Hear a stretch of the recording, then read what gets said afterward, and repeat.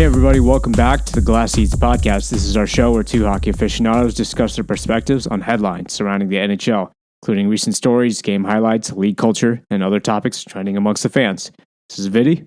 My name is Mrinal, and last week we talked NHL draft, and this week it's free agency, Free agency time, let's go. So this whole show we are talking free agency. The way we've organized this is we've picked some of our favorite teams to talk about. So if you don't get to your favorite team, we're sorry. But I think we picked the ones that are interesting to discuss, obviously the contracts that they have signed. So some of the teams that we won't be able to get to today that I'm going to mention really quick here. Anaheim Ducks signed Radko Gudic and Alex Killorn to fortify their lineup. Quite a few RFAs left for them to sign, including Troy Terry and Trevor Zegras. Boston Bruins bring in James Van Riemsdyk, Milan Lucic, and Kevin Shattenkirk. Also losing out on Tyler Bertuzzi and Dmitry Orlov going to other teams. And the big question for them still have Patrice Bergeron and David Krejci to sign. Steve Yzerman in Detroit brings in a lot of players ahead of his young guys. Justin Hall, Klim Kostin, James Reiner, Daniel Sprong, JT Compher, Shane Gostisbehere, and Alex Leon are all Detroit Red Wings now. And Florida as well, bringing in Oliver Ekman-Larsson and Anthony Stolares. Los Angeles bringing in Cam Talbot and Dave Riddick, along with Pierre-Luc Dubois, who we talked about last episode. Nashville bringing in Luke Shen, Gustav Nyquist, and Ryan O'Reilly for their front end. Yeah, those are kind of some of the teams that we won't be able to get to that we talked about. Those are some of the teams that we won't be able to get to today, but did make some big moves here on free agency. But what we are covering today are three teams that we think made some really interesting moves: the New York Rangers, the Pittsburgh Penguins, and the Toronto Maple Leafs. And we're also going to get into Erik Karlsson later down in the line, the big move remaining for this offseason of where Erik Karlsson is going to go. Mm-hmm. So how do you feel about starting out in New York? I can't really say I understand what the hell they're doing. Seems like a lot of old guys that they're signing on 1-year deals. Again, they were eliminated in Game 7 against the New Jersey Devils, their rivals. And I'm not really sure if they're trying to, get that veteran presence in or some sort of leadership or some cup experience. A lot of the players they have signed have at least one cup under the belt. But it is a lot of, older guys on 1-year contracts, all under $1 million. I can't say I really understand the strategy, but it does look like New York is turning into a retirement home a little bit. What are your thoughts? Yeah, just to break down a little bit on what these exact contracts are, they've signed Blake Wheeler, who is a center or a right winger, and he signed for $800,000 for 1 year. Mm-hmm. Jonathan Quick, goalie, signed for $825K for 1 year. Nick Bonino, also a center, signed for $800K for 1 year, and Tyler Pitlick, right wing, signed for $787,000 for 1 year, and Eric Gustafsson, defenseman, signed for $825,000 for 1 year. Mm-hmm. You're saying it's kind of becoming like a bit of a retirement home, and these are all like kind of older guys. Yeah. What this really looks like to me is something I would expect to see around trade deadline time, but it looks like they're getting their shopping just done early. Why? Maybe because these players won't be available trade deadline time. I think you have to make these moves when you have it. And what we've seen in free agency this year, especially with a lower cap or not as much cap increase, teams are getting creative, mm-hmm. and they're trying to take the opportunity when it's there. Mm-hmm. And right now you have the opportunity for Jonathan Quick and Blake Wheeler. Jonathan Quick in particular, I think, is important to do now because that gives your starting goalie, Igor Shesterkin, who's one of the best goalies in this league, mm-hmm. time to rest because Quick can take some games off of him. Yeah. And New York had no trouble in getting into the playoffs. They were comfortably in one of the division spots. Mm-hmm. So even if Quick isn't very good and they drop a game or two here, it's not catastrophic. Yeah. So making that signing early, I think makes sense. Blake Wheeler and Nick Bonino, I think you're just kind of shoring up a bit of your depth there. And it might just be padding because they have two RFAs that are not signed yet. One is Alexis Lafreniere, former first-round pick, who's still not signed. Yeah. And the other is Keandre Miller, who is a star on defense, mm-hmm. Also not signed. And both of these are young guys who they haven't brought back into the fold yet. Mm-hmm. So maybe this is just padding for if they don't come back, you have at least someone to fill in your lineup. Right. That makes sense.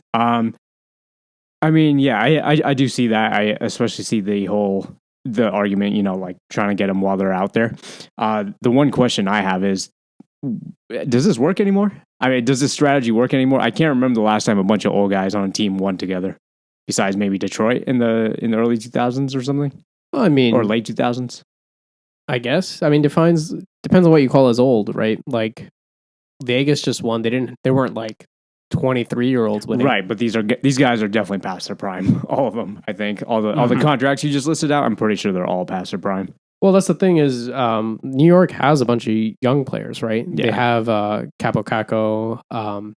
If they get Lafreniere back, which I think they should, they have Chris Kreider. Yeah. They have Artemi Panarin. Yeah. So I think they didn't need to change their core. You Yeah. know? So this is all just padding.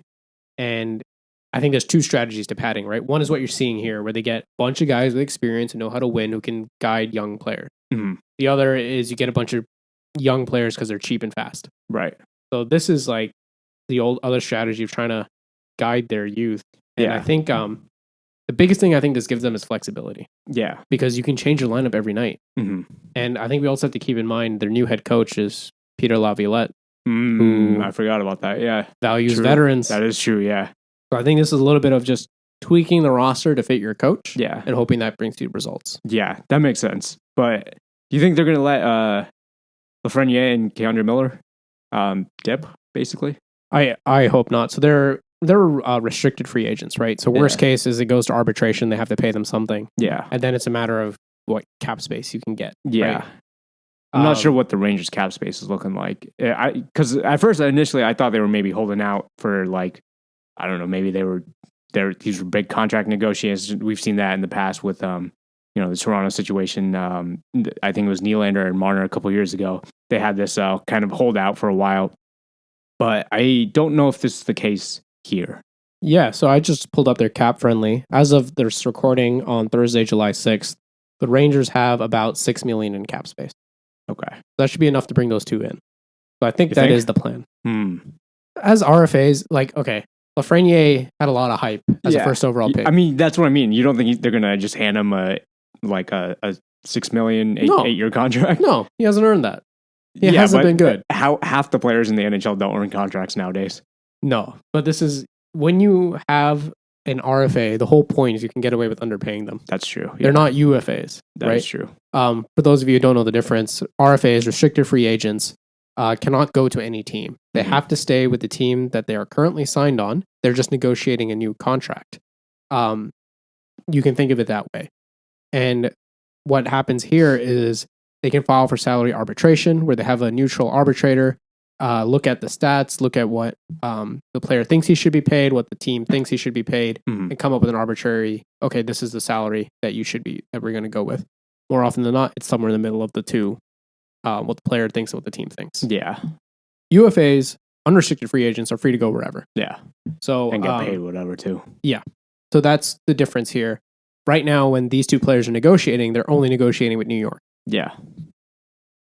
So the Rangers do have some advantage here and can afford to pay them a little bit less than what their market value might be. Mm-hmm. And if you look at how they're used, Lafreniere in particular is a third line player. Yeah. They shouldn't pay him. Yeah. $6 million. Are you kidding me? No. $6 million for two players, right? And I think Keandre Miller might, if you pay them both around. So you think 3 and 3 or like 4 and 2 or? Yeah, something like that. Like, I don't think either one of them goes above 4, right? Okay. So now if you even pay them 4 and 4, you got to make a little bit of cap room, which is doable. Flexibility is the biggest thing for them right now. Yeah. And if they can't get these young guys at the contract they want, at least they have someone to fill in the space. Yeah. And also the adaptability with the whole, I honestly totally forgot that Peter Laviolette is their coach now. Yeah, he does like his veteran presence. You do have to adapt to the coach to an extent. Obviously, usually the coach is the one that's thrown under the bus. We've discussed that in the podcast in the past. But you at the end of the day, you're trying to win a cup. You got to make sure the parts work together. It's same way as a car in Formula One. Everything's got to like streamline and work together. Adapt to the coach, adapt to the players. Whatever the strategy is, there should be a strategy. And I think the Rangers may have found it. And it's probably through the flexibility and adaptability. Yeah, honestly, all these contracts are very movable. Mm-hmm. And I think, like I said, when Vegas won, flexibility is your biggest asset right now. Yeah. another team, if we're moving on from New York here. Yeah. Another team that didn't really take that much into mind is Toronto. Yeah. A lot of money, and they're very up against the cap. Kind of the polar opposite of what the Rangers are right now. Man, Toronto's on cap hell is like an understatement, I think. Yeah. So, just listing out the moves they did here. Ryan Reeves, right winger, signed for $1.35 million for 3 years. Why? John Klingberg, defenseman, signed for $4.15 million for 1 year. Yeah. Tyler Bertuzzi, winger, signed for $5.5 million for 1 year. Max Domi, center and winger, signed for $3 million for 1 year. Players that are no longer with Toronto: Ryan O'Reilly goes to Nashville. Noel Acciari goes to Pittsburgh. Michael Bunting goes to Carolina. Eric Gustafson goes to New York. Justin Hall goes to Detroit. Luke Shen goes to Nashville. Eric Shelgren goes to New Jersey, and Victor Mete goes to Philly. They still have goalie Ilya Samsonov left to sign, who is an RFA. Mm-hmm. A lot of movement in Toronto. I have no idea how the hell to do it. Yeah. Well, I mean, the bottom line is they haven't. They're currently about $8 million over the salary cap. Yeah, that core four. The only way I see this actually happening, given these signings, which some of them I don't understand at all. I understand they need to, have like the tough guys or whatever. So I know I said why to the Ryan Reeves contract, but looking at some of these other ones, that might be the most logical one of the new players that came in. They handed out a lot of 1 year contracts, but like big value. So I'm trying to, that has something to do with the Austin Matthews contract or something? I have no idea. But to get past some of this, like, $8 million over the cap issues, I think they're going to have to blow up the score four, or they're going to have to get a combination of, Nylander and Murray or something, or I don't know how. I don't see the core four coming back. I literally do not think it's possible. Yeah. Just to clarify what you're saying, the core four in Toronto is William Nylander, Mitchell Marner, John Tavares, and Austin Matthews, who make up most of their forward core. Yeah. And they've kind of spent the past 5 years getting bounced out of the playoffs early, right? Yeah. Only once have they made it to the second round, and that was this year. And they won 1 game. Yeah, and I think their response is to look at what Vegas did and look at what Florida did and be like, we need to get tougher, right? Yeah. So they've signed players like Ryan Reeves, Tyler Bertuzzi, Max Domi, who are known for having that grit. Mm-hmm. And like what you're saying, some of these are pretty big value, right? Like Tyler Bertuzzi for $5.5 million. Nearly $6 million for a 1 year. What? Why? What is that? I understand he's a skill player and he's also a tough guy, but you need him that bad? I don't know. And John Klingberg for $4.1 million, almost $4.2 million. I don't understand. Yeah. Yeah. And then Ryan Reeves at 1.3 seems okay. Yeah. But you signed him for 3 years. Yeah. I mean, it's an easy to move contract for sure, but is it that easy to move? Who wants Ryan Reeves? For those of you who aren't it's familiar, only 1.3, so. Yeah, but what? I'm just to have 1 million sitting around? For those of you who aren't familiar with Ryan Reeves' game, he contributes nothing to hockey. He's there to beat people up. Yes. That's the long and short of it. Boxer on skates. Yeah. Yes. So who in the modern NHL has just 1 million kicking around for a guy to beat people up? That's true. Yeah, everyone's circumventing the cap anyways. Unless you're shipping him to Arizona to make the cap floor or something. Yeah. But Arizona's not even going to be a team in a couple years. So, I mean, like... They're trying hard, man. Yeah, they're trying hard. But like, yeah, now that you mention it, 3 years is... 2 years I could understand. It's like they went for term where they shouldn't have, and they went for cap hit where they shouldn't have. So like, you think they should have done 3 mil and 1 year? That would have been better, I think. Yeah. Then if you had Bertuzzi at 3 mil, but for 3 years. Yeah. See, what even for these players, like, wouldn't you... I don't see Bertuzzi or Klingberg, maybe not even Domi coming back to Toronto, or even staying the whole year. Maybe they get traded at the deadline. As a player, sure, you get your 5.5 million, your 3 million, whatever, in 1 year. Big pay year, I guess you could say.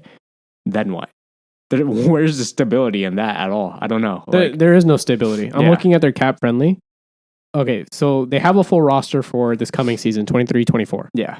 24-25, all of these players, I'm going to name them off, are free agents. Austin Matthews, William Nylander, Tyler Bertuzzi, Max Domi, Sam Lafferty, Dylan Gambrell, TJ Brody, John Klingberg, Timothy Liljegren, Mark Giordano, Matt Murray. These are UFAs? They're all UFA except for Timothy Liljegren, who's RFA. That's So tough. after this year, the year after, Yeah. there's no one. You have Tavares and Marner, and then people. So is this like kind of we have to do it this year or we're going to blow it all up again? No, this is either we have to do it this year or we have to get some people freaking re-signed. Yeah. They're already trying to re-sign William Nylander. That's not going well. Wow.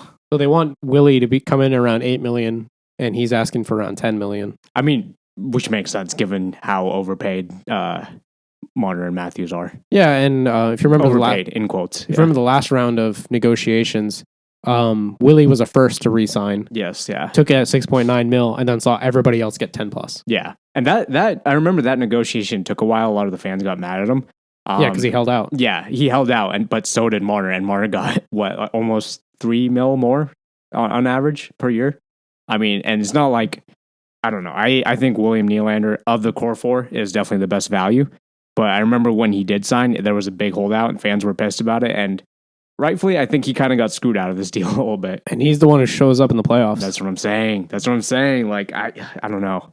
But like the bigger issue in Toronto is, like I said, they're $8 million over the cap. And how do you fix this? Yeah. What is who are you going to move? Yeah. If you had to fix this, let's say the season started tomorrow, what are you doing? What am I doing? Yeah, I'm trading one of the core four. I'm trading like Tavares or something or Marner. I don't even know. I wouldn't have signed Bertuzzi to 5.5. Yeah, that too. That's what I would have done. Yeah. Right? Is that like contributing to their... That's probably the biggest contributor to their over 8 mil. Bertuzzi and Max Domi make up $8 million. Mm-hmm. I would have signed Reeves, probably left it at that. Yeah. Yeah, I mean, if you have Reeves on the ice, I don't know. And this is I'm taking with the assumption that I can't touch the core four, because that seems like what leadership wants to do, right? Why? If you remember when Dubas was going through his old change, he's mentioned, I might want to change it. Yeah. And then he was gone. Not because of that, but he was gone after that, right? And it seems like whoever's come in, Brendan Shanahan being the president, and the owners don't want to touch the core four. So if you're not touching the core four, then you don't have room to sign Bertuzzi and Domi. Also, why them?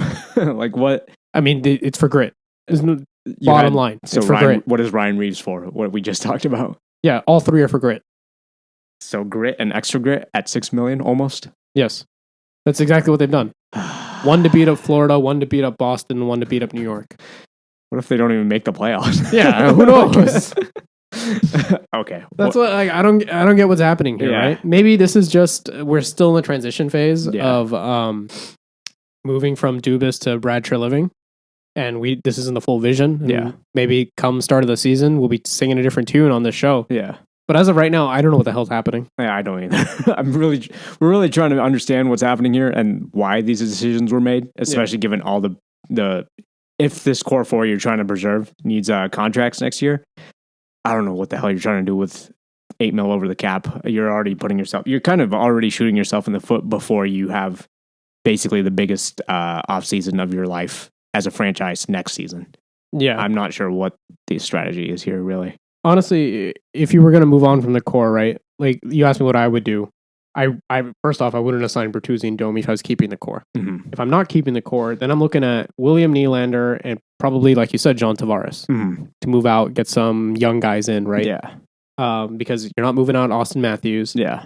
You can't. Yeah. Mitch Marner really wants to play for your team. So I think you keep those two. That's like your dynamic duo. Yeah. And then you have your number one defenseman in Morgan Riley. That too, their top goalie, Samsonov, isn't signed yet. Yeah. And you're already $8 million over. Yeah, they could. There's a potential of them being absolute Swiss cheese next year. This coming year. Yeah. And at some point, they were in the Erik Karlsson conversation. Yeah. But now I think with John Klingberg, they're out. Good luck, yeah. But, I don't mind the John Klingberg signing, to be honest. They've needed a right shot defenseman for a long time, and I think he fits in well there. But 1 year? Is that a concern? I think it's a prove it deal because he's 30 and he didn't have the best of seasons. That is true, yeah. So I think if he does well, he'll get more. Yeah. Because also the advantage they have is they're expecting the salary cap to go up by 3 or 4 million next year. Got it. So you're giving yourself some flexibility for that. Got it. Okay. But like I mentioned, there's so many UFAs here. Well, yeah, they have a lot they need to re-sign. They need a goalie to re-sign. Even if the cap does go up 3 or 4 mil. And Klingberg has a good year and asks for more. you're still kind of shooting yourself in the foot. Yeah, they're all going to ask for more. Yeah. You think Matthews isn't going to ask for more? Of course he is. Yeah. Oh man, Toronto fans, brace for impact. Let's say it's going to be rough. Like Yeah. you got to make. There's some serious surgery left on this roster. Yeah. It'll be interesting to see what they do before the deadline. They should have kept Dubas, Yeah. the Magic Man. Speaking of Dubas, let's move on to the Penguins, shall we? Let's do it. So we have Noel Acciari signs a $2 million 3-year contract. Ryan Graves, $4.5 million, 6 years. Tristan Jarry, which don't understand this contract at all, $5.375 for 5 years. Not a great goalie, but they're going all in on him, so I'm not going to question it. A couple other smaller signings: Matt Nieto, $900K for 2 years. Lars Eller, $2.45 million for 2 years. Players lost: Josh Archibald, Nick Bonino, Drake Caggiula. And I believe they're also in the Erik Karlsson sweepstakes still, as of today. Yeah, as of today, I think it's Pittsburgh and Carolina. Yeah. Which we can get to at the end of this, but some of these contracts are questionable, Mhm. to put it lightly. Which one specifically? Ryan Graves and Tristan Jarry. Yeah, I agree. Ryan Graves is a good defenseman, but 6 They years? overpaid. And yeah, that too. 6 years? Yeah. Why? I don't. How old is he? I'm going to look it up, actually. Ryan Graves, he came from Jersey, I believe. Yeah, he's a free agent from Jersey. And he is. Ryan Graves is 28. Just looked it up. So 6 years. So he'll be 34, which is a little bit on the older side for a defenseman, I suppose. But Yeah, but did you need Ryan Graves this badly? I don't know. I mean, I'm going to trust Dubas on this one. The one I have a hard time understanding it. Okay, before we move on to the Tristan Jarry contract, which I really am baffled by, is the Ryan Graves contract unmovable? Like, is a full no trade clause? No, he has a modified no trade clause.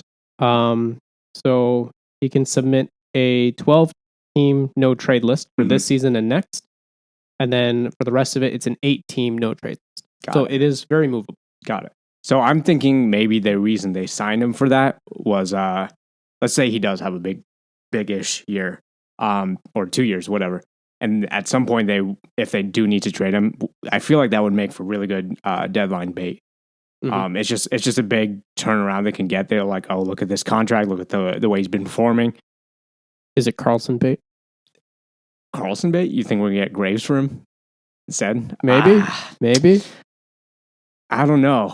Because especially with the Karlsson contract, that's tricky because of how much San Jose is not budging to retain 50% at all. So Yeah, so likely it seems like San Jose will retain like 25 to 30%. yeah. And then some other third team will have to get involved. Yeah. Pittsburgh is also over the cap right now, by the way, How by much? 1.5 million. Okay, well that's doable. Yeah. So I mean, I do like the Noel Acciari signing. I'm not going to lie. Lars Eller signing too. But yeah, I don't know. The Tristan Jarry, it seems like since the if you want to call it the glory days, since they went back to back, goaltending has probably been one of their biggest issues. And Tristan Jarry has shown time and time again that I don't think he was the guy. So this contract is really kind of out of the blue for me. Is it they ran out of options, or I don't know. 5 years or 5.3 for 5 years when he didn't really prove himself, in my opinion. I think this is a mental game. Tristan Jarry, when you put no pressure on him, it's decently well. Yeah. But it's big moments where he falters, right? Mm-hmm. So maybe this is saying, hey, you have 5 Chill. years. Yeah. Don't sweat it. Mm-hmm. And I think this is that type of mental game. Got it. Okay. Though I would like to point out that a lot of the time in Toronto, Dubas' problem was also goaltending. Yeah. Maybe he's just bad at getting goaltenders. That's the other flip side of this coin. Yeah. But they also signed another goalie, Alex Nedeljkovic from Jersey. Oh, yeah. Signed for $1.5 million. Mhm. That gives them a trio. They got Tristan Jarry, Casey DeSmith, and Alex Nedeljkovic Mm-hmm. in goal now. So they do have some flexibility in rotating out who's in goal. Mm-hmm. But Jarry's the only one signed for longer Yeah. than next season. So I think this is a mental thing of, hey, chill, play your game. It's not like we're going to ship you out at the trade deadline or something. Is that contract movable? Like in terms of trade clauses? He has a 12-team no trade clause. Okay. So it is movable. But I don't know. I'm perplexed by this just because all I've heard, well, especially all I've seen in terms of highlights and stuff from Jari, at least as of recently, it's not been good. It's not, I mean, yeah, because when it's he not makes been bad, but it's not been great. It's not cup winning. Jari's that goalie when he makes a highlight reel, it's not for a good reason. Unfortunately, yes. When he's at his best, he's unremarkable and he saves what he should save. Should they have been petty? Should Kyle Dubas have been petty and just taken Ilya Samsonov instead? I don't know. The name I thought would be coming here would be Connor Hellebuck. Oh yeah, who wants to be out of Winnipeg? Yeah. Oh my God, yeah. But I think right. I think Hellebuck wants a long-term deal, which I think Pittsburgh 5 years is pretty long if you ask me. Yeah, but I think Hellebuck wants a max. Oh man, which is like what, 7 8x8? I don't know. I'd have to double check, but I think he wants like at least 7 years, right? Oh man, which I don't think Pittsburgh was willing to commit to. Somehow I think that would have been a better deal than Tristan Jarry at 5 years though. I don't know, like because Hellebuck would have. So he's won 2 Vezinas, or he's won a Vezina, been nominated for the other. Okay. So let's say theoretically he's going to get paid 6, 7 mil a year, and he wants whatever 7 years, 8 years. I'm taking that over Tristan Jarry because at least he's proven that he's earned that contract. I don't know what the hell Tristan Jarry has done to actually earn this contract, to be completely blunt. Obviously, I hope he proves me wrong. I hope maybe you're right. Maybe it is the whole mental thing, but I don't know. If I'm a Penguins fan, I'm a little bit worried about this signing. Granted, that is easy to move. So the other thing you should be worried about is if you got Tristan Jarry in net, how are you going to handle Erik Karlsson not playing defense? Oh yeah. You want to talk about Karlsson in Pittsburgh? Yeah, we probably should. Yeah, Erik Karlsson. So I think we can safely assume that the Norris Trophy goes to the defenseman with the most points because defense doesn't friggin' matter anymore. Yeah, he does not play defense. No. He is an offensive quarterback. Yes. He is but he's damn good at it. Yes, he is Patrick Mahomes. Yes. And the issue, I mean, the dude is literally admitted to not skating backwards very often because he's not good at it. So yeah. Not great at defense. I think since his ankle injury, he has trouble skating backward. Makes sense. Yeah, makes sense. But offense is his strong suit. He just does it really well from at the blue line. That's his strong suit. He just piles on assists. Yes. You know, he can find an open man. He can set you up for a tip. Mm-hmm. When he shoots, I love watching how hard and how low he shoots. It's like primed for deflections and bounces. Yeah. If only they still had Joe Pavelski. Yeah. Were they together for one season? Yeah. And they do it all the time. Yeah. That was the season they went to the Western Conference, right? Against the Blues. Yes, yeah. When they had Burns and Karlsson and Pavelski just tipping everything. Yeah. Yeah. And hand passing things. Yeah. So given the right system, Erik Karlsson can fit in. Yeah. The 2 teams that are in are Pittsburgh, who seems to be the front runner, and Carolina. Yeah. Carolina seems questionable because they already got Brent Burns, and we saw in San Jose it didn't work for very long. No. Unless they're planning on moving Burns to forward or something like that. Which I think they should. But we'll see. Yeah. Pittsburgh is also interesting because they got Chris Letang. Yeah. Who is... It's a different game than Karlsson's. Yeah. And also... They've paid for Ryan Graves since we've already talked about it. Unless he is part of the trade deal to San Jose. Does Erik Karlsson even going to Pittsburgh make any sense at this point? Are they trying to like really just get like a good defensive core, or at least have that offensive D-man? I don't know if they have an offensive D-man. The closest they have is Chris Letang, right? Yeah, which is not Erik Karlsson, respectfully. So I don't know. I think they have to get rid of salary if they're going to take him. They're over the cap. So Graves, who are they ditching? Graves is the easy one in my opinion. Yeah. The other options are, someone like Jan Ruda or Jeff Petrie, but Jeff Petrie also has a trade clause. Yeah. I don't know, man. Yeah, well, I'm just trying to see what the likeliness of this trade even happening is. I really don't think it's happening between 2 teams. I do think a third team has to get involved. I don't see how it happens any other way. Mm-hmm. But if I had to predict, assuming obviously he does get traded this offseason, I think it's going to be some team that's coming out of the blue, out of nowhere. I'd like some team that is just completely under the radar, somehow going to take him. Couldn't tell you which one it is at all. I have no idea. Well, see, the thing is, Erik Karlsson himself has a no trade clause, so he's only going to trade to go to a contender. Right. But even then, I'm sure Pittsburgh and Carolina are on that list, but somehow I feel like even Seattle was in the running for a while. Yeah. So I just don't. I don't know. I think a third team needs to get involved. Otherwise, this trade won't happen. Yeah, and it's something that's not in the rumors, I guess. Yeah, so you need to bring in someone like Arizona who has cap room, right, to hold some cap for Karlsson. Yeah. The biggest thing is that he has 11.5 cap hit. Yeah. And as good as he is, he's not worth 11.5 right now. He's worth around 8, maybe. And you think so? That little? 8? Not like 9.5 or 10 even?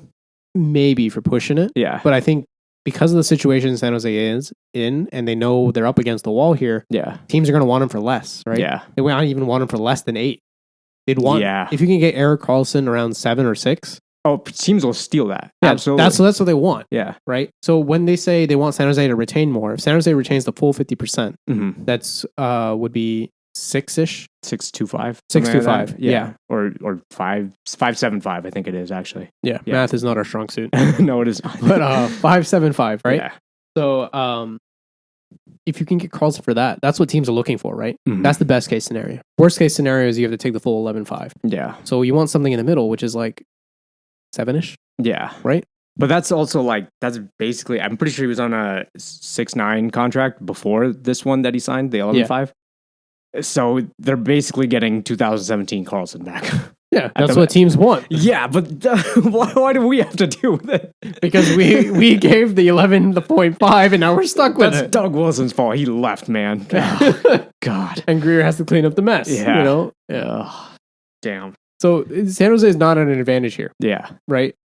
Karlsson decides where he wants to go. Teams can ask for how much they want to retain because they don't really need him. Yeah. It's a nice to have. Yeah. And San Jose needs to get out of this contract because they want to use their cap space to get picks and prospects. So let me ask you, actually. In this case, if you're Mike Greer, are you going to essentially pull a Joe Sakic and just keep waiting until somebody bites the bait for that Matt Duchene trade and then kind of rebuild or speed run your rebuild around that? Or is it you have to do it now? I'd retain more and get rid of him now. If Why? I have to retain up to 40%, I would do it. Because Erik... 40%? Yeah. Why? Because we need this contract off the books. And $5.75 million cap space to San Jose is worth a lot more than having Erik Karlsson around right now. But how? Because if you, let's say worst case, you retain 50% on Karlsson, right? That means you're still paying him 5.75. You free up 5.75 cap space. That is cap space you can use for other teams to take on that contract, dead contract at the deadline, and get picks and prospects for next year's draft. Will Smith, who the Sharks drafted this year, is probably not going to play this year. No. Right? So that means you have one more draft before you want to start building your way toward playoffs. Yeah. You need as many picks in that draft as you can get, or you need prospects. Yeah. I think we should take either at this point. Yeah. And how do you get them? You go to contending teams and say, hey, I'll take that bad contract off your books. So the San Jose can use that $5.75 million right now. And if you wait, you are not going to get a trade for Karlsson. He just won the freaking Norris Trophy. Yeah.